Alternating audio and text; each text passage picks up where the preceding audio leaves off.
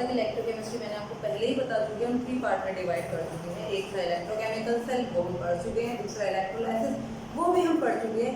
तीसरा आता है इलेक्ट्रोलिटिक कंडक्टेंस। कंडक्टेंस को पढ़ने से पहले हमें कंडक्टर को जानना होगा। हम सब जानते हैं, इतने टाइम से पढ़ रहे हैं कंडक्टर क्या है, नॉन कंडक्टर क्या है। एक छोटा सा हम इसको एक बार देख लेते हैं, उसके बाद हम अपने टॉपिक पे आते हैं। ठीक, तो कंडक्टर क्या है, सबको पता है कंडक्टर जो अपने अंदर से इलेक्ट्रिसिटी को पास होने देता है। और नॉन कंडक्टर क्या है, या इंसुलेटर जो कंडक्टिविटी को पास नहीं होने देता।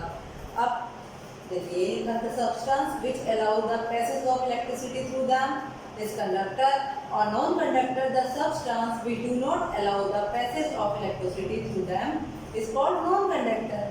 जो कंडक्टर हैं वो भी 2 टाइप के होते हैं भाई, आप 2 टाइप के होते हैं। एक होता है मेटेलिक, मेटल जैसे कॉपर मेटल हो गई, आयरन मेटल हो गई, ये सब चीज़ें, ठीक, ये सब हो गई।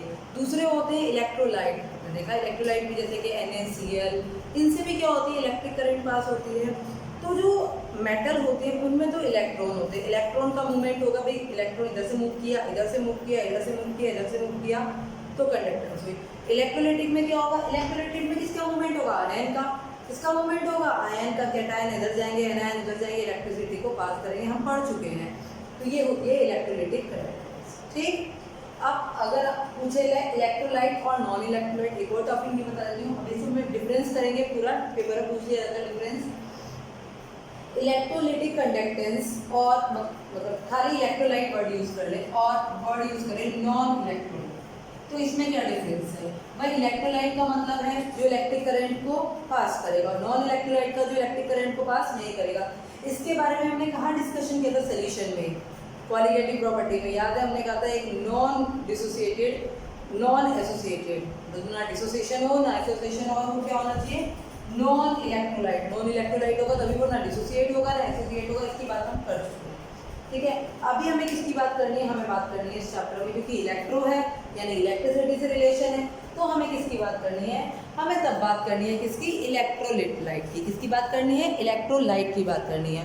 पेपर में कई बार मेटेलिक कंडक्टेंस और इलेक्ट्रोलाइट कंडक्ट में डिफरेंस पूछ लिया जाता है, तो मैं बोर्ड पे आपके लिए लिख देती हूँ वो डिफरेंस। तो ठीक है बेटा, ये है मेटेलिक कंडक्टर और इलेक्ट्रोलाइटिक कंडक्टर में डिफरेंस। अभी मैंने बात की थी मेटेलिक कंडक्टर में, मेटल में क्या होते हैं, इलेक्ट्रॉन, तो करंट किसकी वजह से फ्लो करेगा, करंट फ्लो करेगा इलेक्ट्रॉन की वजह से। किसकी वजह से करेगा, इलेक्ट्रॉन की वजह से। इलेक्ट्रोलाइटिक में क्या है, इलेक्ट्रोलाइट क्या है, आयंस ही है, तो इलेक्ट्रोलाइटिक में किसकी वजह से करंट फ्लो होगा, आयंस की वजह से। किसकी वजह से होगा, आयंस में। अब देखो मेटेलिक में भी करंट फ्लो हो रहा है, कोई रिएक्शन हो रही है, तो कोई रिएक्शन नहीं हो रही, कोई केमिकल चेंज नहीं होगा, कोई डिकम्पोजिशन नहीं होगा, कोई डिकम्पोजिशन नहीं होगा। लेकिन यहाँ पर क्या है, ऑक्सीडेशन होगा, रिडक्शन होगा, तो क्या होगा, केमिकल चेंज होगा। तो यहाँ पर केमिकल चेंज होगा, यहाँ पे केमिकल चेंज नहीं होगा। नो ट्रांसफर ऑफ मास, भाई जब केमिकल चेंज हो रहा है तो मास कोई ट्रांसफर नहीं, जो मास चल रहा है वही चलेगा। लेकिन यहाँ क्या है, एक प्रोडक्ट ब्रेक होता है, एक प्रोडक्ट बनता है, कुछ डिपोजिट होता है, कुछ लिबरेट होता है, पढ़ा है हमने अभी तक। तो इसका मतलब मास जरूर ट्रांसफर होगा। ठीक, अगला पॉइंट है, अगला बहुत इंपॉर्टेंट पॉइंट है, ये समझो। Resistance is due to collision of electron with fixed metal ion. आप लोगों को ओम्स लॉ याद है, सबको याद है, जब भी करंट होगी कुछ ना कुछ रेजिस्टेंस होगा ही होगा। रेजिस्टेंस क्यों होगा इन मेटल में, भाई इलेक्ट्रॉन जा रहे हैं, इलेक्ट्रॉन को कौन बीच में रोकेगा, मेटल आयंस। इलेक्ट्रॉन को कौन रोकेगा, मेटल आयंस। तो उनकी इलेक्ट्रॉन और मेटल आयन के बीच में क्या होगा, कोलिजन, जो क्या करेंगे, कंडक्ट करने में यानी इलेक्ट्रिसिटी को पास करने में रुकावट देंगे। भाई रेजिस्टेंस क्या होता है, एक तरह के ऑब्स्टिकल ही तो होता है, बीच में आनी रुकावट ही तो एक तरह की, जो करंट को फ्लो करने में रोकता है। देखो कंडक्टेंस क्या होती है, अभी मैं बताऊंगी भी कंडक्टेंस क्या है। कंडक्टेंस क्या होता है, ईज ऑफ करंट, करंट को आसानी से भेजने की चीज। और रेजिस्टेंस क्या होता है, अपोजिट ऑफ कंडक्टेंस, यानी जो आसानी से करंट को पास ना होने दे। तो इसमें रेजिस्टेंस क्यों होगा, क्या रुकावट आएगी, इसमें रेजिस्टेंस जो होगा वो किसकी वजह से होगा, इलेक्ट्रॉन और मेटल आयन के कोलिजन की वजह से। इलेक्ट्रॉन का कोलिजन होगा, मेटल का कोलिजन होगा, collision of electron with fixed metal ion के साथ। ठीक, यहाँ तो इसकी वजह होगा। अब इसमें क्यों होगा, भाई इसमें तो इलेक्ट्रॉन है नहीं, तो इसमें क्या होगा, इसमें तो बहुत कुछ होगा। तो मैंने शॉर्ट में लिखा है, इसमें तो बहुत कुछ होगा। जो सल्यूट के आयंस होंगे, जो आपका सॉल्वेंट होगा, उससे कोलिजन करेंगे, वो रोकेंगे। ठीक, एक कैटायन एक एनायन, उनके बीच में क्या होगी, स्ट्रॉन्ग फोर्स ऑफ इंटरएक्शन होगा। क्या होगा, स्ट्रॉन्ग फोर्स ऑफ इंटरएक्शन। जब उनके बीच में स्ट्रॉन्ग फोर्स ऑफ इंटरएक्शन होगा, भाई देखो दोनों बंधे हुए हैं, तो वो उधर जा रहा रहेगा, रुक मेरे साथ ही रहे, जाने नहीं देगा। तो एक ये कोलिजन हो गई, ये भी रुकावट हो गई, एक ये कोलिजन हो गया। और कई सारी तरह से जब वो उनमें सॉल्वेशन हो जाएगा, जब वाटर मॉलिक्यूल के साथ अटैच हो जाएंगे तो सॉल्वेशन की वजह से होगा, तो बहुत सारे इंटरैक्शन लगेंगे। मैंने सिंपल लिख दिया inter ionic force of attraction. जितने भी अट्रैक्शन होते हैं सॉल्यूशन में जो हम पढ़ चुके हैं, वो सारे क्या लगेंगे, अट्रैक्शन लगेंगे, इंटरैक्शन लगेंगे, जिसकी वजह से इनमें क्या होगा, रेजिस्टेंस डेवलप हो जाएगा। क्या होगा, रेजिस्टेंस डेवलप। करंट जब भी फ्लो होगी रेजिस्टेंस लगेगा, चाहे वो मेटेलिक हो चाहे वो नॉन मेटेलिक हो, यानी दोनों के दोनों ओम्स लॉ को फॉलो करेंगे। मेटेलिक भी और इलेक्ट्रोलाइटिक दोनों ही ओम्स लॉ को फॉलो करेंगे। फिर आगे चलते हैं। आगे होता है temperature is directly proportional to resistance. जैसे आप टेम्परेचर इंक्रीज करेंगे रेजिस्टेंस बढ़ जाएगी, सिंपल सी बात है, रेजिस्टेंस बढ़ जाएगी। लेकिन यहाँ क्या होगा, यहाँ आपने टेम्परेचर, क्योंकि इलेक्ट्रॉन है, मेटल है, टेम्परेचर इंक्रीज किया, मेटल से इलेक्ट्रॉन ज़्यादा निकले तो रेजिस्टेंस, आपस में कोलिजन ज़्यादा हुआ, रेजिस्टेंस बढ़ गया। लेकिन यहाँ क्या है, यहाँ आपने टेम्परेचर हीट किया तो जो कैटायन एनायन के बीच में जो फोर्स ऑफ अट्रैक्शन है, वो बॉन्ड टूट गए, वो अलग अलग हो गए। तो ये तो हेल्प कर रहा है उनको अलग अलग होने के लिए, यानी inter ionic force of attraction कम कर रहा है। जब कम कर रहा है तो इसका मतलब रेजिस्टेंस क्या होगी, कम होगी। क्या होगी, कम। तो अगर मैं कह सकती हूँ टेम्परेचर इंक्रीज करने पर यहाँ कंडक्टिविटी डिक्रीज होती है। भाई रेजिस्टेंस इंक्रीज तो कंडक्टेंस रेजिस्टेंस क्या होगी, इंक्रीज, तो कंडक्टेंस क्या होगी, डिक्रीज। तो यहाँ टेम्परेचर इंक्रीज करने पे कंडक्टेंस क्या होती है, डिक्रीज होती है। यहाँ टेम्परेचर इंक्रीज करने पे कंडक्टेंस क्या होती है, इंक्रीज होती है। कंडक्टेंस क्या होती है, इंक्रीज होती है। और लास्ट ये फैराडे लॉ को फॉलो करते हैं, ये फैराडे लॉ को फॉलो, सॉरी ये फैराडे लॉ को फॉलो नहीं करते, ये फैराडे लॉ को फॉलो करते हैं। भाई मेटेलिक जितने भी हैं, कोई फैराडे लॉ, कौन फैराडे, वो नहीं जानते किसी फैराडे को, तो वो फैराडे लॉ को फॉलो नहीं करते। लेकिन नॉन मेटेलिक, सॉरी इलेक्ट्रोलाइटिक क्या है, वो सारे के सारे किसे, फैराडे लॉ को फॉलो करते हैं। अब हम बात करते हैं किसी कंडक्टर, ठीक है। तो हम कंडक्टेंस की बात करते हैं, रेजिस्टेंस की बात करते हैं कि कंडक्टेंस क्या है, रेजिस्टेंस क्या है, ठीक है, इनकी बात करते हैं। आप सब मुझे इनकी डेफिनेशन लिखवानी पड़ेगी आपको, चलो मैं लिख देती हूँ। अगर तो रेजिस्टेंस क्या है, every conducting material offer some obstacle to flow the electricity which are called resistance. आपको पता है ओम लॉ है, ट्रिपल लिखा है, आप कई बार फिजिक्स में पढ़ चुके हो। आइए कंडक्टेंस पे देखिए, कंडक्टेंस से आपको बुक में सी से मिलेगा, हो सकता है मैं भी कहीं सी लिखूँ, लेकिन एनसीईआरटी में जी लिखा है तो मैं फॉलो करना पड़ता है। लेकिन जनरली हमें आदत है कंडक्टेंस को सी लिखने की, लेकिन मैंने इसे लिख दिया जी। तो is conductance is a measure of ease, वही मैंने कहा था ease of current flow, measure of ease with which current flow through the conductor. जितनी करंट इजीली फ्लो हो जाएगी कंडक्टर, वो क्या है, उसकी कंडक्टेंस है। सिंपल सी बात है, it is the reciprocal of R. जितनी कम रेजिस्टेंस होगी उतनी ज़्यादा कंडक्टेंस होगी। भाई मुझे यहाँ से यहाँ तक तेज भागना है, अगर खाली जगह है तो मैं तुरंत भागूंगी, लेकिन बीच बीच में क्या रखे हैं, पत्थर रखे हैं, कुर्सी रखी, तो मैं हटाती भी हूँ, कभी हो सकता है मैं गिर जाऊँ। तो चीज़ें नहीं होंगी तो मेरी स्पीड तेज होगी, चीज़ें हैं तो मेरी स्पीड कम होगी। वही बात है, रेजिस्टेंस होगी तो क्या होगी, ये कम होगी, और अगर ये ज़्यादा है तो रेजिस्टेंस कम होगी। इसकी यूनिट पर आते हैं, मैंने यूनिट लिखी नहीं। भाई देखो ये इन्वर्स है तो क्या हो जाएगा, ओम इन्वर्स, मोहो इन्वर्स, और एक और यूनिट होती है साइमन इन्वर्स। देखो मैंने लिखी हुई है साइमन्स। जनरली आपको बुक्स में इससे क्वेश्चन बहुत ज़्यादा आ रखे हैं, इसलिए मैंने ये यूनिट लिख दी है। अब मैं यहाँ बता रही हूँ मैं जी के, लेकिन आगे मैं हो सकता है मैं सी यूज़ करूँ, तो कंफ्यूज मत होना, मैंने इसीलिए इस वीडियो को बता दिया, ठीक है। एक बीच में चीज़ रह गई थी तो मैं अभी बता दूँ आपको, वो थी स्ट्रॉन्ग इलेक्ट्रोलाइट और वीक इलेक्ट्रोलाइट। नॉन इलेक्ट्रोलाइट तो मैंने बता दिया था, पर स्ट्रॉन्ग इलेक्ट्रोलाइट क्या होते हैं, ऐसे स्ट्रॉन्ग इलेक्ट्रोलाइट में पता होनी चाहिए। वैसे तो ये देखो स्ट्रॉन्ग एसिड पढ़े थे, स्ट्रॉन्ग इलेक्ट्रोलाइट क्या होते हैं, जो कम्प्लीटली डिसोसिएशन, इनका 100% क्या हो, डिसोसिएशन हो। जो कम्प्लीटली डिसोसिएट होते हैं वो स्ट्रॉन्ग इलेक्ट्रोलाइट, और वीक क्या हो गए आपके, वीक इलेक्ट्रोलाइट हो गए जो 100% डिसोसिएटेड नहीं होते। क्या होते हैं, नॉट डिसोसिएटेड, या सम अमाउंट में, स्मॉल अमाउंट में, स्मॉल एक्सटेंट में या स्मॉल अमाउंट में क्या होते हैं आपके, डिसोसिएट। उन्हें वीक बोलते हैं, आप पढ़ चुके हो एक बार। और स्ट्रॉन्ग क्या होता है, जैसे डाला तुरंत आयनिक हो गया। स्ट्रॉन्ग के अंदर आप एग्जांपल लिख सकते हैं, कौन कौन से एग्जांपल आएंगे, NaCl, HCl, जितने भी सब स्ट्रॉन्ग, इसके अंदर क्या आएगा, CH3COOH, ठीक है, NH4OH। तो जितने वीक और स्ट्रॉन्ग आप पहले पढ़ चुके हो सारे, इसलिए आपको पता होगा, ठीक है। और इसमें समझ में नहीं, NaCl, NH4Cl जितने स्ट्रॉन्ग थे ये सारे वीक में आ गए। वो जितने स्ट्रॉन्ग एसिड, स्ट्रॉन्ग बेस और स्ट्रॉन्ग सॉल्ट जितने भी हैं वो सारे क्या है, स्ट्रॉन्ग इलेक्ट्रोलाइट, मतलब जो ब्रेक हो जाते हैं, और जो नहीं होते वो क्या है, वीक। वो क्या है, वीक, जो कम कम होते हैं, जैसे एसिडिक एसिड, NH4OH, जो इक्विलिब्रियम शो करते हैं, याद आ गया इक्विलिब्रियम से भाई, जिनके बीच में क्या होते थे, इक्विलिब्रियम है, वो वीक है, और जो कम्प्लीटली टूट जाते हैं वो स्ट्रॉन्ग है। 11th क्लास में मैंने आपको बताया था। ठीक, ये हो गया आपका, इतनी बात समझ में आ गई। तो नेक्स्ट टॉपिक लेते हैं रेसिस्टिविटी। पहले एक बात करते हैं उसके बारे में, फिर हम उसे लिखेंगे। अब इतना थोड़ा सा कम करते हैं।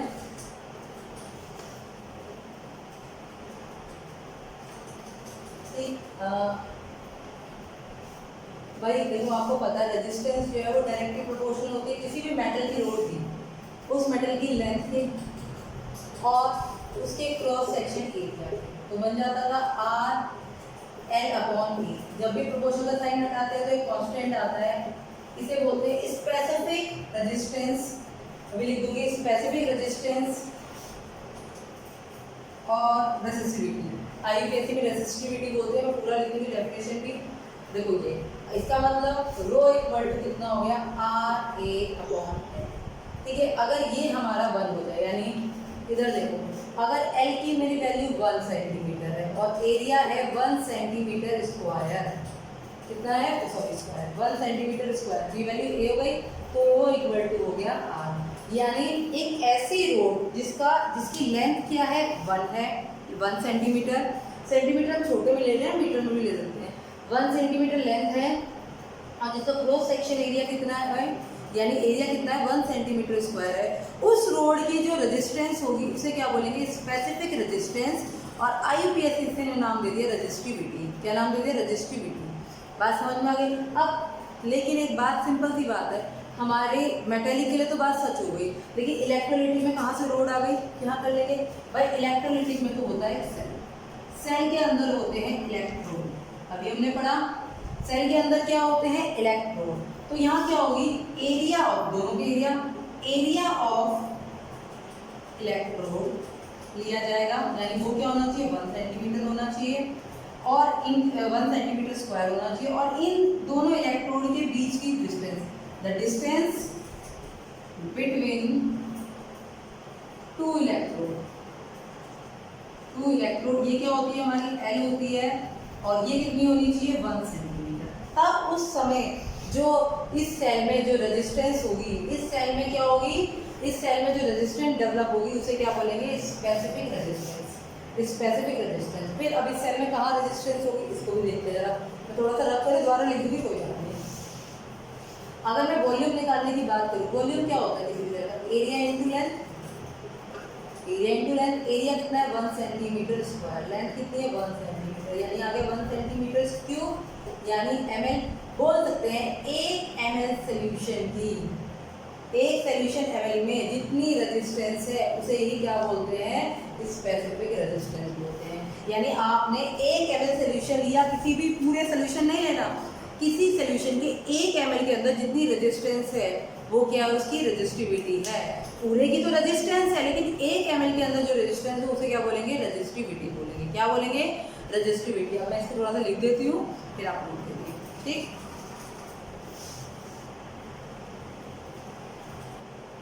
तो क्या होगी रेजिस्टिविटी, वो मैंने पहले वाला लिख दिया। Resistance of conductor of 1 centimetre length and 1 centimetre square की हो जाए, मैं यहाँ पे लिख देती हूँ जी, कि अगर लेंथ कितनी हो, 1 सेंटीमीटर हो और एरिया हो 1 सेंटीमीटर स्क्वायर, तो क्या होगी, R इक्वल टू किससे हो जाएगा, रूट। देखो ये वाला ना इस बार बोर्ड में आया था, ये इस पे न्यूमेरिकल आता है, और मोस्ट प्रॉब्लम बच्चों ने फार्मूला गलत लिखा था। बच्चों ने क्या लिखा था, देखो क्या कहते हैं, देखो क्या लिखा था यहाँ पर, R पूछा था RL/E। अधिकतर बच्चों की कॉपी में मुझे ये मिला था RL। अरे कैसे होगा, RL होता है किसके साथ, रो L होता है, RL नहीं होता। तो फॉर्मूले को बहुत अच्छी तरह याद करना, छोटी सी बात थी, कोई बड़ी बात नहीं है, फिजिक्स में पढ़ते हैं भाई। रेजिस्टेंस ऑफ किसी भी कंडक्टर की अगर लेंथ 1 सेंटीमीटर है और उसका क्रॉस सेक्शन एरिया कितना है, 1 सेंटीमीटर स्क्वायर है, तो उस समय जो रेजिस्टेंस होगी उसे क्या बोलेंगे, हम उसे क्या बोलेंगे, रेजिस्टिविटी या स्पेसिफिक कंडक्टेंस। लेकिन अगर हम बात करें इलेक्ट्रोलाइटिक सेल की, किसकी बात करें, इलेक्ट्रोलाइटिक सेल की बात करें, तो उसमें क्या होगी, इसका क्रॉस सेक्शन एरिया दोनों इलेक्ट्रोड का अगर 1 सेंटीमीटर स्क्वायर और इन दोनों के बीच की डिस्टेंस बिटवीन टू इलेक्ट्रोड वो क्या है आपकी L, और वो कितनी हो 1 सेंटीमीटर हो, उस समय जो रेजिस्टेंस होगी उसे क्या बोलेंगे, रेसिस्टिविटी बोलेंगे। और अगर मैं वॉल्यूम निकालना चाहूँ तो क्या हो जाएगा, एरिया इंटू एल, तो यानी क्या आ गया 1 सेंटीमीटर क्यूब। तो कह सकते हैं जितनी 1 सेंटीमीटर क्यूब में जितनी रेजिस्टेंस होगी वो क्या है, उसकी रेजिस्टिविटी है। अब आप मुझे एक चीज़ और बताइए, इसी टॉपिक से आगे चलते हैं। क्या भाई मैंने यहाँ पे एक सोल्यूशन भरा, अच्छा आप कहोगे मैम चेंज हो जाएगा, ये बात उनके लिए हो रही है जो खाली इलेक्ट्रोलाइटिक सेल के लिए हो रही है। हम इलेक्ट्रोड की बात नहीं कर रहे, इलेक्ट्रोड करेंगे तो कंडक्टेंस आ जाएगी, मेटल आ जाएगा। हम सोल्यूशन की बात कर रहे हैं, याद रखिएगा, मेटल की बात नहीं कर रहे, इलेक्ट्रोलाइटिक सोल्यूशन की, यानी इनर्ट इलेक्ट्रोड में जो एक जैसे रहेंगे, जिनका एरिया और डिस्टेंस चेंज नहीं होने वाली। देखो जब एरिया चेंज नहीं होने वाली, डिस्टेंस चेंज नहीं होने वाली, हम क्या करेंगे, सेल में क्या कहते हैं, अभी मैंने NaCl का सोल्यूशन लिया था, अब मैं CuSO4 का ले लूँगी, उसके बाद मैं AgNO3 का ले लूँगी, लेकिन मैं सोल्यूशन ही तो चेंज कर रही हूँ। इलेक्ट्रोड और लेंथ तो उतनी की उतनी रही, वो तो चेंज नहीं हो रही, इसका मतलब वो क्या है, कांस्टेंट है। वो क्या है, कांस्टेंट। तो इसी कांस्टेंट होने की वजह से इनको नाम दे दिया गया सेल कांस्टेंट। यानी किसी का भी लेंथ और एरिया, लेंथ अपॉन एरिया क्या होगा, कांस्टेंट रहेगा इलेक्ट्रोलाइटिक सेल के लिए, तो इसको दे देते हैं हम सेल कांस्टेंट। क्या वर्ड देते हैं इसे हम, सेल कांस्टेंट का नाम दे देते हैं। किसका नाम देते हैं हम, सेल कांस्टेंट का नाम दे देते हैं। बोलिए बेटा जी, इतनी बात में कोई दिक्कत है किसी को, ये है सेल कांस्टेंट। ठीक, अब बात करते हैं कंडक्टिविटी की। इसकी बात करते हैं कंडक्टिविटी की। भाई देखो कंडक्टेंस क्या थी, कंडक्टिविटी बोल लो और बोल लो स्पेसिफिक कंडक्टेंस, बात वही है। देखो बहुत ध्यान से सुनना, कंडक्टेंस और कंडक्टिविटी में डिफरेंस पता होना चाहिए। अच्छा इसकी यूनिट नहीं लिखी थी मैंने, इसकी यूनिट लिख दूँ। देखो इसकी यूनिट, रो की यूनिट क्या होगी, यानी कि ओम, मैं यूनिट लिख रही हूँ, मैं सेल कांस्टेंट मीटर की यूनिट लिखूँ पहले। यहाँ पे क्या होगी, ओम, और यहाँ पर हमारा क्या होगा, ओम के बाद यहाँ पे क्या आएगा, सेंटीमीटर स्क्वायर अपॉन सेंटीमीटर। तो एक से एक कट गया तो हो जाएगा ओम सेंटीमीटर। ठीक, ओम सेंटीमीटर, या फिर हो जाएगा मोह सेंटीमीटर और साइमन सेंटीमीटर। ये किसकी है, रेजिस्टिविटी की यूनिट है। ठीक है, इतनी बात समझ में आई। चले आगे चले। अब सेल कांस्टेंट क्या होता है, इसका फिक्स्ड होता है। ठीक, आप क्या कर सकते हैं, ये मैं सब कर रही हूँ, ये सब रख कर रही हूँ, इसे क्या कहेंगे, देखो सिंपल सी बात है। ये क्या होगी, तो देखो जैसे कंडक्टेंस थी वो रेसिप्रोकल थी, किसकी, कंडक्टेंस किसके रेसिप्रोकल थी, रेजिस्टेंस की। ऐसे ही कंडक्टिविटी को शो करते हैं के से, कापा, इसको बोलते हैं कापा। अब नाम दे देते हैं इसका, कापा नाम है, इसे के से शो करते हैं। के किससे होगी, के किससे होगी, 1/4। भाई कंडक्टेंस थी किसके बराबर, रेसिप्रोकल बराबर, एक ही बात है। रेसिप्रोकल थी किसके, रेजिस्टेंस के। स्पेसिफिक किसकी होगी, स्पेसिफिक की होगी, यानी कंडक्टिविटी किसकी होगी, रेजिस्टिविटी की। स्पेसिफिक कंडक्टेंस किसकी होगी, स्पेसिफिक कंडक्टेंस की। बोलो इतनी बात समझ में आ गई। तो ये इसका और इसकी होती है। इसका मतलब है conductance offer by 1 centimetre square of conductor, मतलब 1 ml सोल्यूशन की, एक कंडक्टर की जगह सोल्यूशन की बराबर हो गया ना, उधर भी सोल्यूशन कर देना। 1 सेंटीमीटर क्यूब या 1 ml सोल्यूशन की जो कंडक्टेंस होगी उसे क्या बोलेंगे हम, उसकी कंडक्टिविटी बोलेंगे। क्या बोलेंगे, उसकी कंडक्टिविटी बोलेंगे। बात समझ में आ गई। एक पूरा सोल्यूशन है, इसके अंदर ये है, इस 1 ml को क्या बोलेंगे, इसकी कंडक्टेंस को क्या बोलेंगे, कंडक्टिविटी। क्या बोलेंगे, कंडक्टिविटी। बोलो बात समझ में आ गई या नहीं आ गई। 1 ml सोल्यूशन की, 1 ml सोल्यूशन या 1 सेंटीमीटर क्यूब सेल की जो कंडक्टेंस होगी, यानी उस सोल्यूशन में जितनी कंडक्टेंस वो डेवलप कर रहा है उसे क्या बोलेंगे, उस सोल्यूशन की कंडक्टिविटी। क्या बोलेंगे, कंडक्टिविटी। ठीक है, इतनी बात समझ में आई। चलिए अब इसका फार्मूला बनाते हैं। पापा का क्या फार्मूला होता है, देखो सिंपल सी बात है, हम इसी का पहले ले लेते हैं। देखो रो इक्वल टू क्या होता है, रो से बना देते हैं हम। क्या हमने पढ़ा था अभी, RA/N, यही पढ़ा था हमने अभी। रो को 1/रो, ये भी 1/R हो जाएगा और ये हो जाएगा L/, इसको क्या बोलते हैं, 1/ρ क्या बोलते हैं बेटा जी, अभी बताया स्पेसिफिक कंडक्टेंस, इसे क्या बोलते हैं कंडक्टेंस, क्या बोलते हैं कंडक्टेंस। और ये क्या है आपका सेल कांस्टेंट, अभी बताया था मैंने सेल कांस्टेंट होता है, बन गया स्पेसिफिक कंडक्टेंस का फॉर्मूला। न्यूमेरिकल आते हैं, इसी बार पेपर में आया था, इसी बार। यूनिट में देखते हैं, यूनिट में आ जाओ जी। अब कंडक्टेंस की यूनिट क्या होती है, ओम इनवर्स, ये वो तो हम पढ़ चुके हैं। सेल कांस्टेंट ही क्या होगा, ऊपर क्या आएगा सेंटीमीटर, नीचे आएगा सेंटीमीटर स्क्वायर, तो कटा ये जगह ohm inverse, ohm inverse centimetre inverse, ohm inverse centimetre inverse. दूसरी क्या होगी एम ओ, मोहो, भाई मोहो होगी। अच्छा एक सेकंड रुको रुको रुको रुको, ये बेटा ने एक जरा थोड़ा सी बात ध्यान रख लो कि मैंने जो आपको आर की यूनिट बताई थी, वो बताई थी ओम और मोहो बताई थी, हाँ या ना बताओ, मोह बताई तो मोह इसकी 1/, होगी ना, तो मैं बताना भूल गई, 1/, होगी। मोह क्या होगी इसकी 1/, होगी, ठीक है। तो ध्यान रखना, वो आर की मैंने यूनिट ओम बताई थी और 1/, मोह होगी, कर लेना उसे वहाँ करेक्शन, ठीक है, वहाँ करेक्शन कर लेना। तो यहाँ पे हो जाएगी मोह, और उससे पहले वाली यूनिट में इसमें भी क्या होगी, उसमें क्या होगी मोह इनवर्स, और मोह इनवर्स और क्या होगा सेंटीमीटर, जो इसकी यूनिट, इसे भी करेक्शन कर लेना, करेक्शन कर लेना, ठीक है।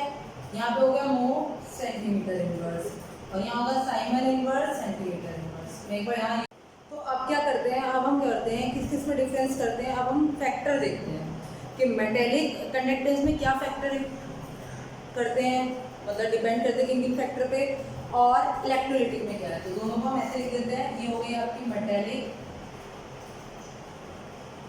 कंडक्टेंस, और दूसरी हो गई आपकी इधर नॉन मेटेलिक। बेटा मैं ध्यान से समझा रही हूँ, पूरी थ्योरी लिखना पॉसिबल नहीं है क्योंकि मुझे बहुत ब्रेक लेने पड़ते हैं, फिर रिदम टूटता है, ठीक। तो मैं यही लिख रही हूँ मेटेलिक के लिए, नंबर 1 नेचर ऑफ मेटल, भाई मेटल कैसी है इस पर डिपेंड करेगा, उस पर कितने इलेक्ट्रॉन इजीली लूज करने वाली है नहीं है, जैसा भी है उस पर डिपेंड करेगा ना। दूसरा होगा नंबर ऑफ वैलेंस इलेक्ट्रॉन, कितने वैलेंस इलेक्ट्रॉन है, मतलब एक इलेक्ट्रॉन है, 2 इलेक्ट्रॉन है, कितने इलेक्ट्रॉन दे सकते हैं, वो इस पर डिपेंड है। जितने ज़्यादा इलेक्ट्रॉन होंगे उतनी ज़्यादा कंडक्टेंस होगी, ठीक। नंबर 3 आपका टेम्परेचर, ठीक है, टेम्परेचर इंक्रीज होगा तो इलेक्ट्रॉन इंक्रीज होगी, कोलिजन बढ़ेगा तो क्या होगी मेटेलिक कंडक्टेंस कम हो जाएगी, यानी रेजिस्टेंस बढ़ जाएगी, कंडक्टिविटी कम हो जाएगी। ये तो थी, ये कुछ पूछता भी नहीं है क्योंकि हमारे सिलेबस में नहीं है। आते हैं, सॉरी नॉन मेटेलिक नहीं लिखना था, यहाँ लिखना था इलेक्ट्रोलिटिक, ठीक। इलेक्ट्रोलिटिक कंडक्टेंस में सबसे पहले डिपेंड करती है नेचर ऑफ इलेक्ट्रोलाइट, इलेक्ट्रोलाइट का नेचर कैसा है। भाई सबसे पहले डिपेंडेंट किस पे होगी, इलेक्ट्रोलाइट का नेचर कैसा है।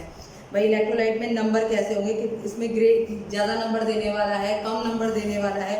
भाई NaCl है, ये 2 दे रहा है, कितने नंबर दे सकता है, किस पे कितने नंबर दे सकता है, वो किस पे डिपेंड करेगा, इस पे करेगा। फिर नेचर, जो भी सॉल्वेंट मिला है, nature of solvent and it's viscosity, ठीक है, उसकी विस्कोसिटी पर डिपेंड करेगा, किस पे करेगा, विस्कोसिटी पे। अब आपको पता है पोलर सॉल्वेंट है, अगर कोई पोलर सॉल्वेंट है, ठीक, पोलर सॉल्वेंट है तो उसका आयनाइजेशन भी क्या होगा, आयनाइजेशन कैसा होगा, हाई आयनाइजेशन होगा। हाई आयनाइजेशन होगा तो हायर आयंस मिलेंगे, और हायर आयन मिलेंगे तो कंडक्टिविटी क्या होगी, हायर होगी, कंडक्टेंस क्या होगी, हायर होगी, सिंपल सी बात है। लेकिन अगर वो सोल्यूशन विस्कस हो गया तो आयन का मोशन क्या हो जाएगा, ये जो आयन है वो मूव कर रहे हैं। देखो मैं आपको एक सिंपल सी बात बताऊँ, इतना मैं बात कर रही हूँ, यहाँ समझा। मेनली कंडक्टेंस ना 3 बातों पे डिपेंड करती है, नंबर ऑफ आयन, ये तो आपकी थ्योरी है तो बड़ा, नंबर ऑफ चार्ज और वेलोसिटी ऑफ, सारी बातें उस पर डिपेंड है। भाई नेचर ऑफ इलेक्ट्रोलाइट का देखो, इलेक्ट्रोलाइट का नेचर कहता है वो ज़्यादा आयन देने वाला, कम आने वाला। नंबर ऑफ चार्ज पे बताते हैं, भाई चार्ज भी इसी में आ जाएगा, ठीक है। अब आते हैं नेचर ऑफ सॉल्वेंट। नेचर अगर वो पोलर सॉल्वेंट है तो हाई आयन देगा, ज़्यादा आयन देगा तो कंडक्टेंस क्या होगी, ज़्यादा होगी, सिंपल सी बात है। यहाँ से देखो और अगर उसकी हमने क्या कर दी, विस्कोसिटी बढ़ा दी, विस्कोसिटी बढ़ा दी तो देखो विस्कोसिटी का मतलब है गाढ़ा, गाढ़ा हो गया तो आयन का मूवमेंट क्या हो गया, स्लो हो गया, यानी वेलोसिटी क्या हो गई, कम हो गई। वेलोसिटी क्या है, डायरेक्टली प्रोपोर्शनल कंडक्टेंस के, तो क्या होगी, वेलोसिटी ज़्यादा हो गई तो कंडक्टेंस ज़्यादा, वेलोसिटी कम हुई तो कंडक्टेंस कम, विस्कोसिटी से वेलोसिटी क्या होगी, कम हो जाएगी तो कंडक्टेंस क्या हो जाएगी, कम। तो नेचर ऑफ सॉल्वेंट और उसकी विस्कोसिटी पे डिपेंड करता है कि नेचर कैसा होना चाहिए सॉल्वेंट का और उसकी विस्कोसिटी कैसी होनी चाहिए। ठीक, इतनी बात समझ में आई। थर्ड पॉइंट है size of an ion, size of ion and their solution, size of ion and their solution, यही मेन पॉइंट है। देखो इन्हीं से सारा समझा रही हूँ मैं, सॉल्वेशन। ठीक है, अब सॉल्वेशन आप लोगों ने पढ़ा था फर्स्ट चैप्टर में, वो उसमें क्या कहते हैं, जब हमने लैटिस एनर्जी पढ़ाई थी, हाइड्रेशन एनर्जी पढ़ाई थी, सॉल्वेट होते हैं वाटर मॉलिक्यूल, पढ़ाया था मैंने वहीं पर। ठीक, तो साइज ऑफ आयन, अब देखो जितना छोटा साइज होगा, जितना छोटा साइज होगा उतनी हाई कंडक्टेंस होगी, कितनी होगी, उतनी हाई क्या होगी, कंडक्टेंस होगी।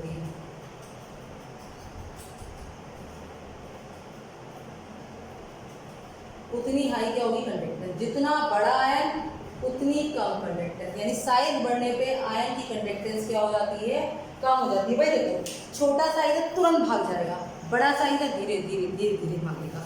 तो इसका मतलब छोटा साइज है तो कंडक्टेंस क्या है, ज़्यादा है, बड़ा साइज है तो कंडक्टेंस क्या है आपकी, क्या है, कंडक्टेंस आपकी कम है। अब सॉल्वेशन कहाँ से आ गया, इसमें देखो आप लोगों ने पढ़ा था जब हम किसी भी मॉलिक्यूल को सॉल्वेट कर देते हैं तो क्या होता है, मॉलिक्यूल का साइज बड़ा होता है, यानी जितना ज़्यादा सॉल्वेशन उतनी कम कंडक्टेंस, जितना ज़्यादा सॉल्वेशन उतनी कम कंडक्टेंस। देखो अगर मैं साइज की बात बताऊँ तो लिथियम, ठीक है, उसके बाद कौन सा आता है, सोडियम, फिर आता है सोडियम के बाद पोटेशियम, फिर रुबिडियम, सीजियम में ये size.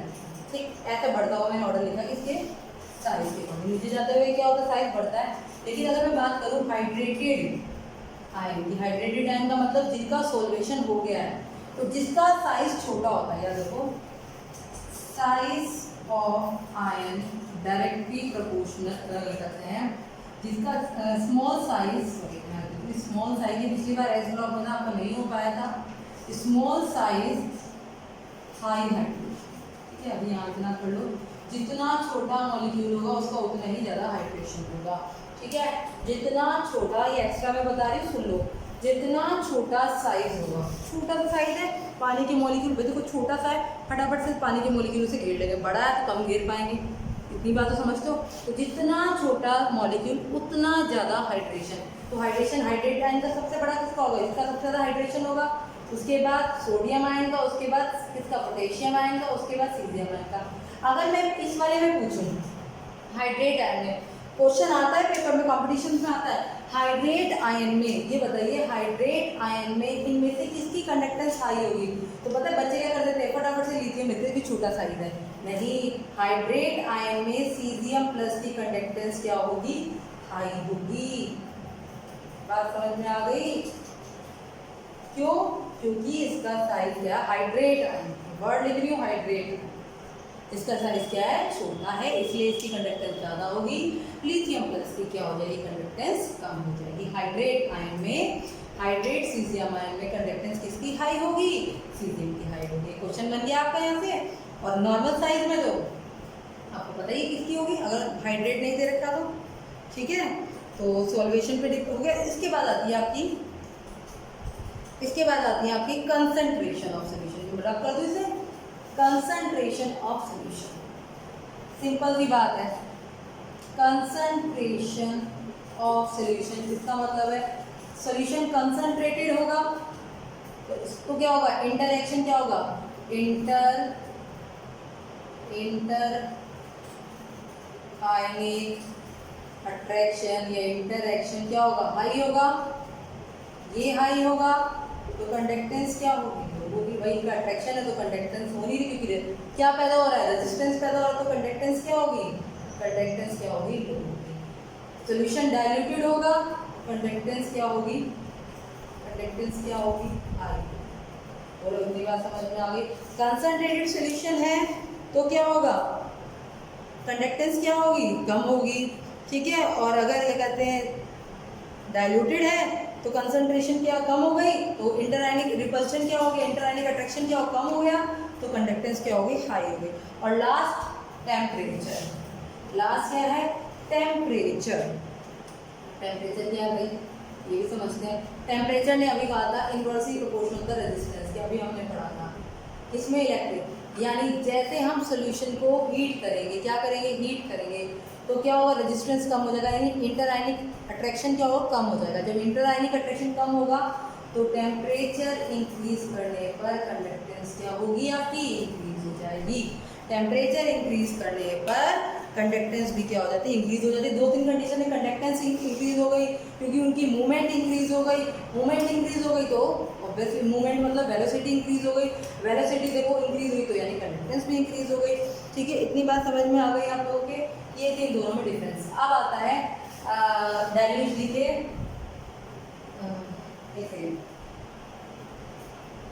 Dilution effect on conductivity. ठीक है, या लिखे effect of dilution on conductivity. Effect of dilution very very very important है, कई बार पेपर में आता है। Effect of dilution on conductivity, word use देख लेना। अभी मैंने कंडक्टेंस के बारे में बात की थी, नॉट कंडक्टिविटी। कंडक्टेंस क्या है, पूरे सोल्यूशन की। कंडक्टिविटी क्या है, 1 ml सोल्यूशन की कंडक्टेंस को कंडक्टिविटी कहते हैं। बच्चा गड़बड़ मत करना, बार बार समझा रही हूँ।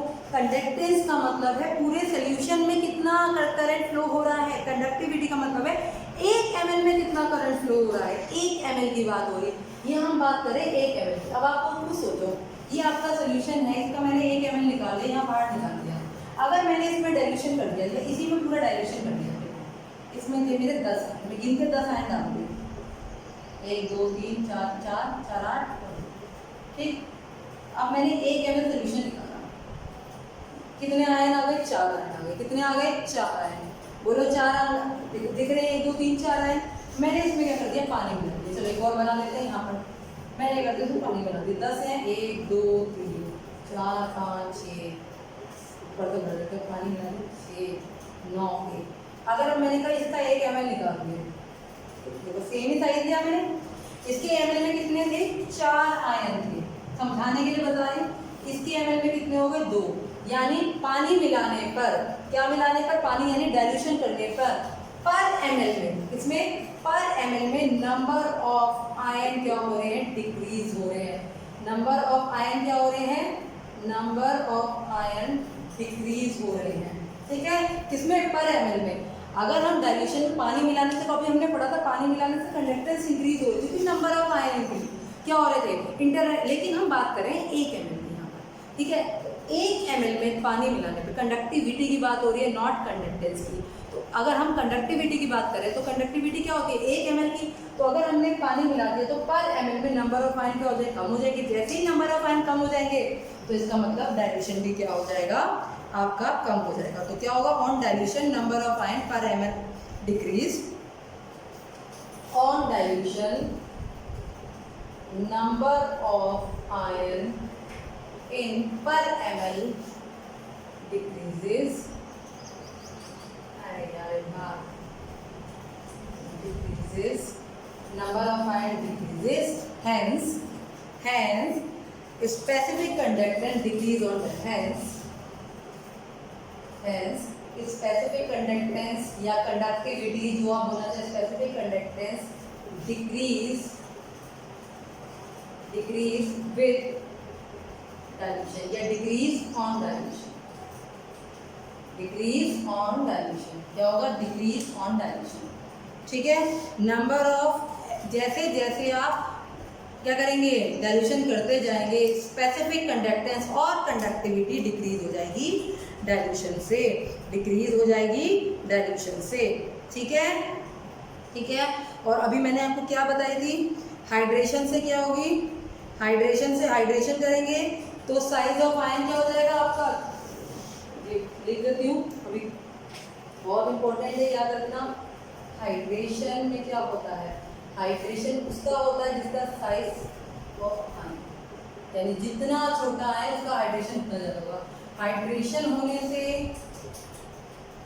क्या होगा, साइज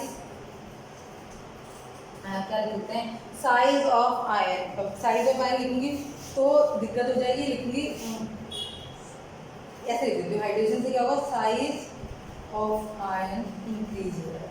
क्या हो जाएगा, इंक्रीज। हाइड्रेशन से क्या होगा, साइज ऑफ आयन मैंने बता दिया क्या होगा आपका, इंक्रीज हो जाएगा।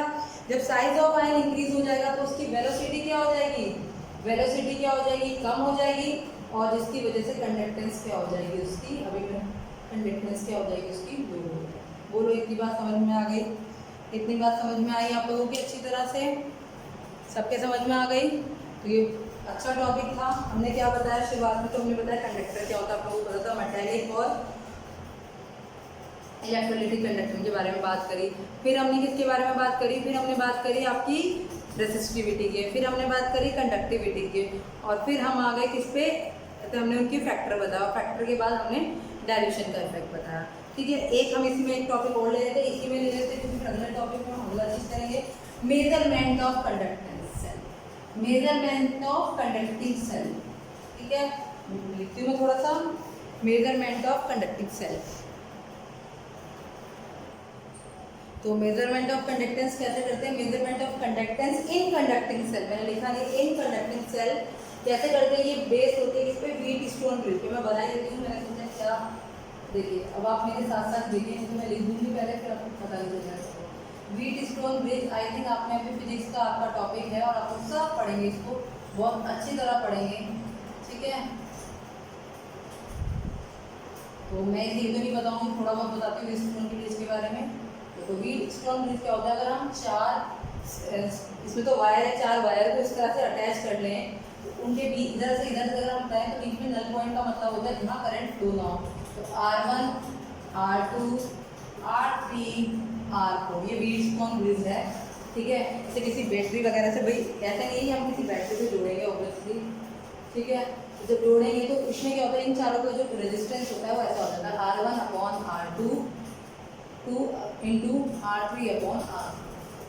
ठीक है, ये क्या आ जाता है, इसका क्या आ जाता है आपका R1/R2, इसकी वजह R3/R4। इसमें क्या होता है, अगर हम तीन का रेजिस्टेंस पता है तो चौथे का रेजिस्टेंस निकालते हैं इसी। अब लेकिन हमारे में तो तारों की बात है ही नहीं, हमारे में क्या सेल है, तो पहले आपने समझ लिया कैसे होता है। अब मैं सेल बताऊँ, बहुत छोटा सा टॉपिक है, आपकी एनसीईआरटी में लिखा है, मैं कोई टॉपिक छुड़वाना नहीं चाह रही, सब पढ़िए आप, क्योंकि बोर्ड है, गॉड नोस कब क्या आता है। ठीक है, एक ये सेल है, ये सेल है। ठीक है, इस सेल को हमने क्या करा, यहाँ से ऐसे करते ना, यहाँ से एक हमने क्या करा, एक वायर से, ठीक, यहाँ से क्या हुआ, वायर हो गई। ठीक,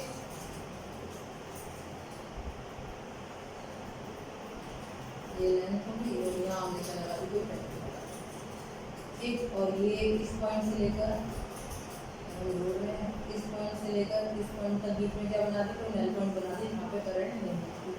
इसकी लेंथ को बोल दिया L1, इसकी लेंथ को बोल दिया L2। ठीक, एरिया तो लेंथ का सेम ही रहेगा। ये आपका हो गई, क्या हो गई, R सोल्यूशन, जो भी निकाला गया, जो रेजिस्टेंस निकलेगी सोल्यूशन की। और ये हमने क्या करा हुआ है, इससे हमने कैसे जोड़ा हुआ थोड़ा सा ना, ठीक ऐसे।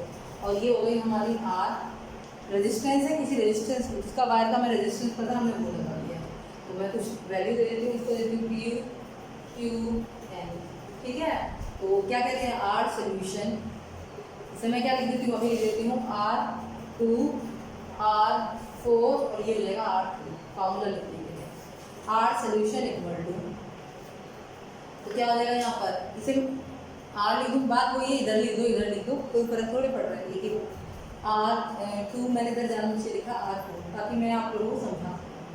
ठीक, अब रेजिस्टेंस क्या होती है, स्पेसिफिक L1/A, तो कॉमन रहेगा सबका, भाई एक ही वायर है तो उसकी लेंथ क्या रहेगी, सेम रहेगी, अपॉन रो L2/E, A से A कैंसिल, रो से रो कैंसिल, तो आपका क्या आ जाएगा, R solution upon R equal to L1/L2। अब R सोल्यूशन आपको निकालना है। ठीक है, इसकी आपको पता है, L1 पता है, L2 पता है, R पता है, आपको कैलकुलेट करेंगे, R सोल्यूशन आपका यानी क्या निकल जाएगी, सोल्यूशन की क्या निकल जाएगी, रेजिस्टेंस निकल जाएगी। कंडक्टेंस क्या होती है? कंडक्टेंस जो होती है वो आपकी रेसिप्रोकल होती है आर के 1/r के। जब आपको आर पता चल गई तो 1/r करके कंडक्टेंस आप क्या करेंगे? मेजर कर लीजिए। 1/r करके क्या कर लेंगे आप?